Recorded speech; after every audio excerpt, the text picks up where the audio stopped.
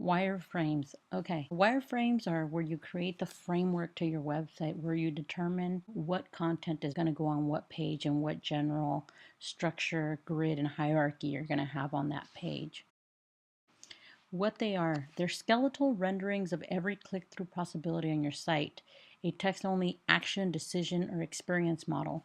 So when we look at these wireframes, we should be able to tell where we're going to click to access what information, so your navigation is going to be very important, what sections of the page you have, and what content it has, and to have clear indications of where else you can branch out in the site to look at other information. Okay. What do they look like? They're simple line drawings. It's very important that you keep in mind that it just shows the placement and the general amount of content that is on that part of the page. You don't want to go into too much detail on them. They should be fairly simple but clearly indicate what is going to be positioned on the page. Okay, so it's like a layout. What do they communicate? They communicate the content that the user should expect to see. Okay, so you're going to go back and look at your user profiles and look at your lowest common denominator to determine the necessary content. So when you look at your user profiles, you're going to see the major complaints that the users came up with, like the navigation was horrible. I didn't have a lot of imagery of the venue or the product or the services.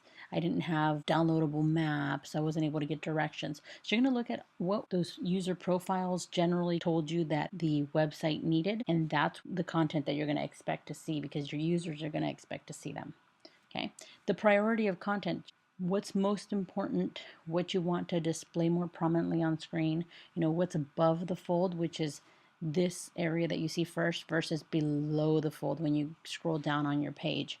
Okay, so there's above the fold and below the fold.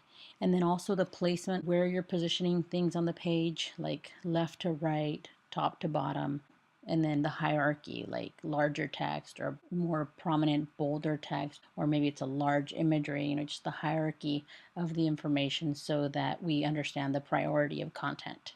Okay, so that's all the stuff you're supposed to think of as you're designing these wireframes, what you're going to highlight and how that relates to your content. So you should constantly, as you're doing these, be looking at your website and the content you have to work with, and then determining what space on the page they're going to hold. Okay. Your wireframes aren't just something that you just think, oh, now I'm going to do a layout. You have to look at all your documentation. Everything relates to tell a story.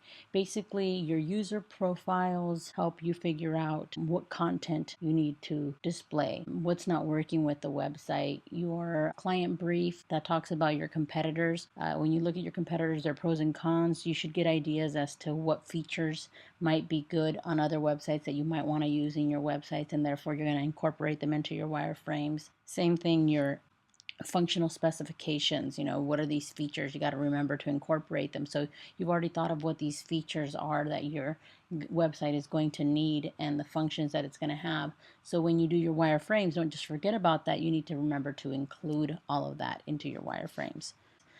Basically, all of your documentation and research should give you a better sense and a better idea of what this website is going to need and how it might function. Okay. Why we need them. Why do we need wireframes? Well, we want to always identify what's going to go there and where is it going to go on your website. If you don't identify that early enough, later on you're going to be like, hey, why is this missing? Or why aren't we able to get to this other page? Or why is this information that's so important below the fold instead of above the fold? Okay, so what ends up happening is that, people ask, why does that look like that? Or why are we over budget? And it's usually because you have to revise something. Okay, and why did we not deliver on time? And again, it's because we probably had to revise something that if you planned it correctly to begin with, when you're doing your wireframes, then it's not something that you realize later on that you're missing. Okay. Anatomy of a wireframe. What gets included in a wireframe? So you're going to want to have your navigations, your main navigation to the main sections of your site, like the about page, the contact page, the services page, whatever. Also in navigations, you want to consider sub-navigation, like once you're in a page, if you have other options that aren't of the main navigation, but only correspond to that page, to also include that. A lot of times people forget sub navigation. All right. You're going to want to have your company logo. It can just be represented by a box, or you can put a box with the logo. That's usually how people indicate the logo. Okay. Then there's going to be these content areas. Okay. So where will the different sections of the content appear? Like the grid, like what's going to be a kind of side panel, what's going to be the prominent information. Search boxes, very important. A website should always have this search option, so make sure you include that in your wireframe. User login areas, if your website is the type of website that you would benefit from having a user login, that's something that you're going to want to do. Other areas that are identified as critical to your website, page indicators like clear titles, what page you're on, and cookie crumb navigation, letting the viewer know where they're at what times. Okay, so that's important also. You're going to want to make sure you include those. And then what I always like to do is to have key annotations. Basically, if there's anything that isn't clear what it is, and you're kind of making your own diagram, something that's not universally known, then you might want to put little notes in there to explain what's happening. Okay, if you have, like, say, sticky navigation that follows you or that stays in a certain part of a page, or anything that has a feature of animation, you might want to put annotations so that the viewer who's looking at it understands how things are going to function that can't be animated or whatever. All right. Who uses wireframes? All project stakeholders use them, but particularly project team members, designers, developers, engineers, the client. Everybody is looking at these wireframes. They're also looking at all your other documentation. So everybody's been going to be looking at these to make sure that things match up, that what you're saying in your client documentation is also being reflected in your wireframes, and vice versa, so that you don't miss anything. And basically all the different members use them for planning purposes, and just kind of as a checklist also. Okay, so these are important that you develop them.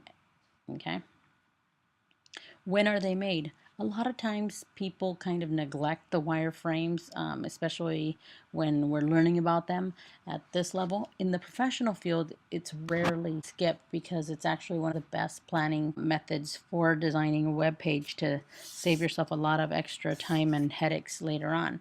So generally they're done towards the beginning of a project, but after or simultaneously with the sitemap. That's why we've designed the sitemap, and now we're going to be working on this. And sometimes you're going to realize as you're designing your wireframe that you need to make changes to your sitemap to reflect content or new pages that you're going to need as you realize your content doesn't fit, and vice versa. So you might be actually looking at your sitemap and your wireframes and making changes back and forth as necessary. Okay. So they're usually done around that same time, but they're always done before design is executed.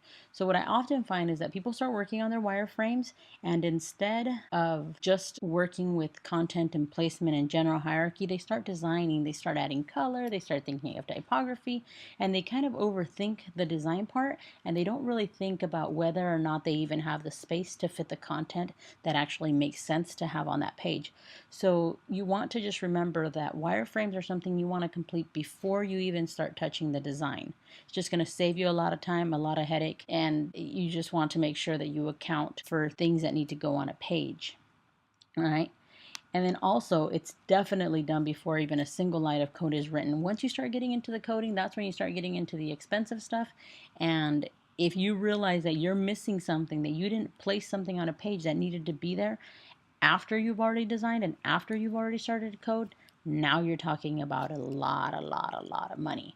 Okay, so wireframes are good because they're much easier and much faster to restructure a wireframe page than any designed elements and any coded elements. So if you have to rewrite code, that's going to take a lot longer. So wireframes are where you should make all your revisions, make sure all your content fits, that you have your general hierarchy and organization, and that you have everything that's supposed to link to where it's supposed to go, that you've accounted for all of that. Okay? So what it means to your client. It allows you and your client to focus on your layout without the distraction of color, type, and other design elements. The minute that you start designing or over designing or choosing color, sometimes what will end up happening is that the client will get caught up on the fact that you use the color purple when you never really intended to use the color purple in the final design. It was just the color that you chose to highlight something. But the client might get stuck on like, oh, I don't like her purple. Purple reminds me of this one shirt that I wore when I was going to the prom and the girl dumped me or whatever. And it just ends up possibly distracting the client from what's important. And what you want to focus on when you're working on the wireframes is the content and the placement and the function. Okay. So client needs determine what goes where on your web pages and the percentage of space that each element takes. Now it says client needs, it's not client wants. It's not that the client wants something in a certain part of the page. It's more about what is determined to be needed for the client to be placed at a certain spot on the page. Okay. What this also does is it gives the client a big picture of your overall website vision, like kind of what stuff is going to go on the page, what functions is the page going to have, and generally how it's going to be organized. But it doesn't yet indicate what it's going to look like. So just as you're designing these, or as you're putting these together, don't over design. Okay, and we'll go over that a little bit more in just a bit. All right, benefits. The wireframes begins the site design process in a way that allows for high level of input in a way that can be easy to create or modify. So when you do these wireframes, they're supposed to be quick.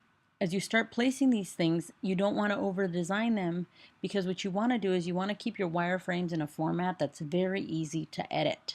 Okay, and just by having these simple square boxes and kind of just a general hierarchy of information, it's really easy to say, oh, well, we don't really need the calendar here on the page. We might be able to just move it off to the left. Not too many people book through the calendar or take a look at that. They usually go and look at the list version of the schedule of events, whatever, different scenarios, right? So basically, you just want to keep things simple in a way that you're open for input. The minute you start putting time into the design and picking elements and stuff, if your client doesn't like it, you're going to be less likely to want to change it. Here, it's where you want all the input.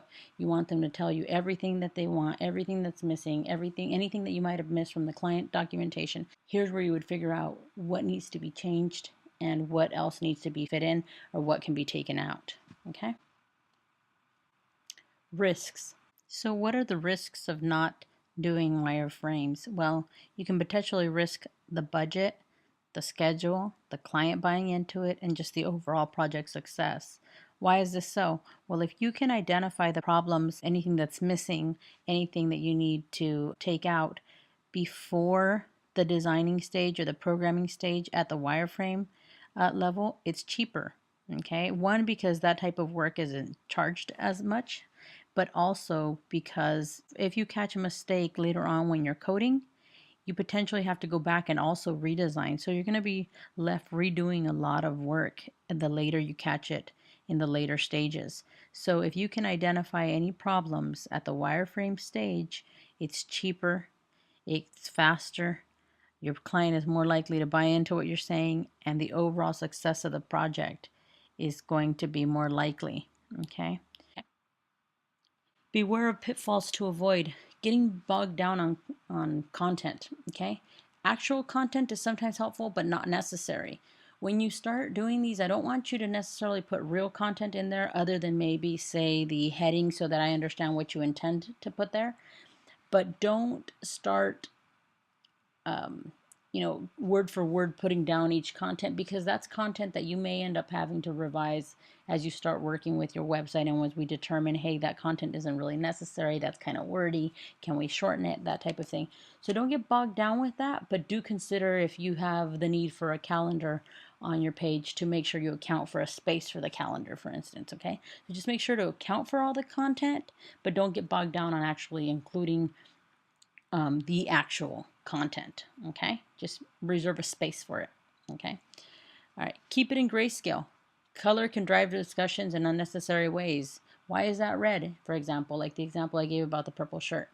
All right, putting too much information on a single page. Prioritize your information.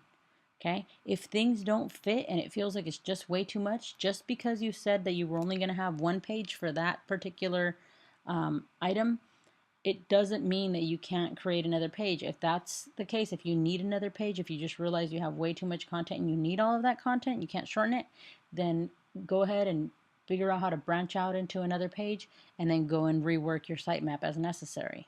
Okay, you don't want to give the viewer something that's so heavy that they don't want to read. You got to keep it simple. Okay, little bits and pieces of information. All right, so how to read a wireframe. Here's your wireframe and what it looks like here. Okay, we make the user experience better. This is the hierarchy. See how it's bigger, then it goes smaller text, then you got a screenshot image here, then you have other clients, and I assume that you can click on these logos to go and visit other client work. Okay, so basically you'll have some links, you'll have hierarchy of text showing what's paragraph text, what's heading, what's subheading, clear navigation, the logo. Okay, so these kind of regions, these areas, okay, that you're going to create to reserve spots for content that you believe will go on certain pages. Okay, how to evaluate it. Basically, do you have the navigation? Do you have the branding? Do you make it clear what the page purpose is? Like, where are we at and what is this page about? Do you have content?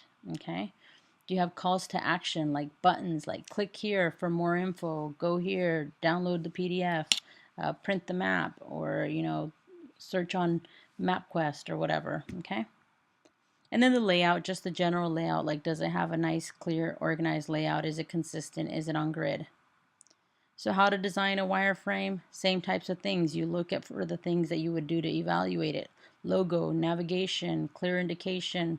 You can start adding annotations, like if this is a slideshow, you can say slideshow. You can create little buttons that let you know how you're going to navigate this, or either the arrows being used here. Okay. So a wireframe example here. If you notice the example, we look to home page here. We know that this is a slider image. We can tell where the navigation here is. We can tell like the utility nav to sign in and register.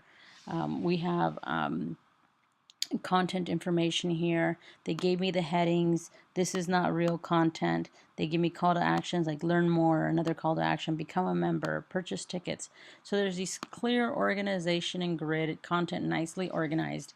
It's not getting bogged down with the content itself, but it is giving me a clear indication of what the headings are going to be, what areas these are reserved for. Okay, so that's what you want to do. Same here. Another possible way to do a home page. Okay, clear indication of main navigation, the logo, the museum. Okay, this one is missing the search menu, so make sure you add a search menu. What's going to be promoted on the first page, these little key inserts that you want to really promote. Okay, and then a sub page. Okay, so these are your examples. All right, so there's 3 pages. It's 2 home pages, a version of a home page A and then a home page B, so a different version. And you want those to be significantly different in layout. Okay, so use a different grid structure and organize the content and prioritize it differently. All right, so I'm going to go ahead and close this out. So I'm going to go ahead and actually open up your InDesign wireframe template. Okay, and if you open up the document, what I've done is I've given you some preset. You can go ahead and create your own or look for kits for wireframing if you want online and use those. But basically I give you some resources like some preset navigations. You can type in your own names if you want to here, to do the sections and stuff. But these are some that you can just use. You can basically grab them and drag them and put them on the pages. So there's some resources here. There's some images. You can always make your own again. And you can resize these and scale these and change the type and do all that good stuff. Okay, so there's different resources, image sliders, whatnot. Okay, buttons. All right, if we take a look at the pages, we're gonna zoom out. What I've done is I've created a master page for you. This master page here, if we look up here, it has the grid on it. So I turned on the grid here, Command colon, right? So there's a grid. Now you can change the grid. This is just the grid that I put together here. It's up to you whether you decide to use it or not. And then we have above the fold and below the fold. And this is basically one page, okay? So that's in your master, and I've applied them to the pages. On this page here, we're going to zoom in so you can see, you're going to have homepage A. So on this page, you're going to design homepage A. And this is what's going to be above the fold, and this is what's going to be below the fold. That's what's going to be visible on the screen, okay? And then what's going to be visible down here, okay? And that's at 100%, all right? Now you want to design, when you design this, within the white space, okay? All your layout can be within the white space. And that's a 960 grid here, okay? So all within here. You can go all the way to the edge, just don't let it come out, and all the way to this edge, just don't let it come out. And this is kind of the excess space, okay? So as long as you design in here, you're okay. And usually all of your important content is going to go above the fold, and then your supplementary content is going to go below the fold, okay? And this is homepage A, and then if you scroll below, homepage B, below the fold here, and then subpage A or B, whichever one you want to kind of keep going with that theme and that navigation, you would just use that. So you choose either subpage for A or subpage for B. Okay, and you can choose any one of your pages to design. All right.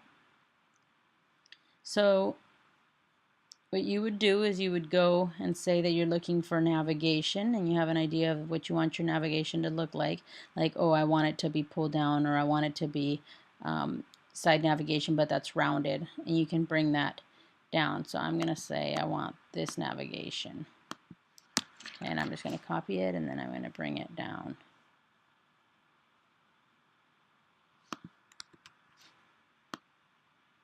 And then I can determine whether I want my navigation to be small and butted up at the top, or I can determine whether I want it to be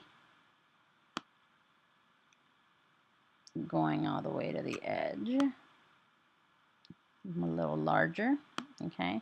I can decide where I want the logo placement, so I can either go up and look for logo placement or something that I want to indicate that that's a logo, okay?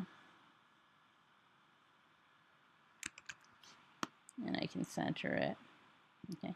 And basically just design like that, or I can go in here and create my own. And I say that's an image, and say that I say my image is, whoops, from here to here,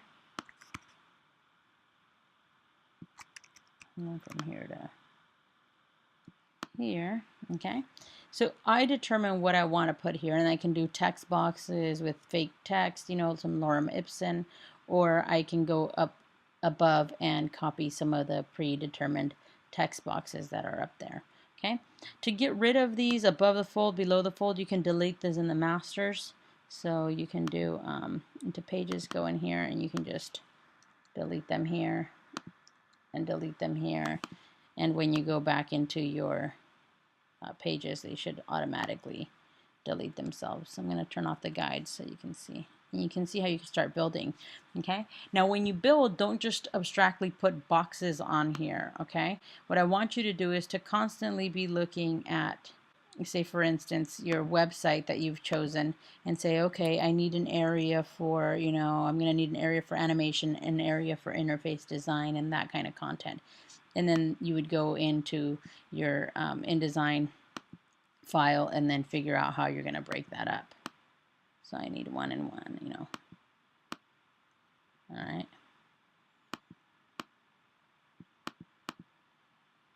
All right. So wireframing. 2 home pages should be different, should be significantly different in layout, structure, navigation, okay, composition. All right. It should account for the content that needs to go on that page, okay? You can use lorem ipsum, but I would like you to actually name your headers. So if there's an area that says interface design, I would want to caption it interface design. animation. Use your actual heading so that I know from your website that I can clearly go visit your website and look to see what it is that you want to place there. Okay. All right, so good luck with this. If you have any questions, please be sure to contact me. I'd be happy to help out.